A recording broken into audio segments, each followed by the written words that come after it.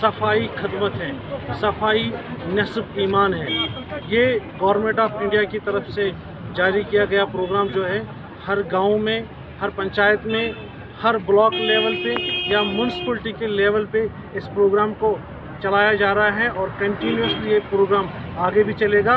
मकसद इस प्रोग्राम क्या है कि हमें दाएं बाएं मेन रोड, स्कूल, अपना सहन या जितने भी हमें गली कोचे या ड्रेनेज है उसको साफ रखना है। सर, आज का प्रोग्राम जो हमारा है वो स्वच्छता ही सेवा है। सिर्फ मैसेज यही है जो शायद गंदगी है हम गंदगी ना डालें।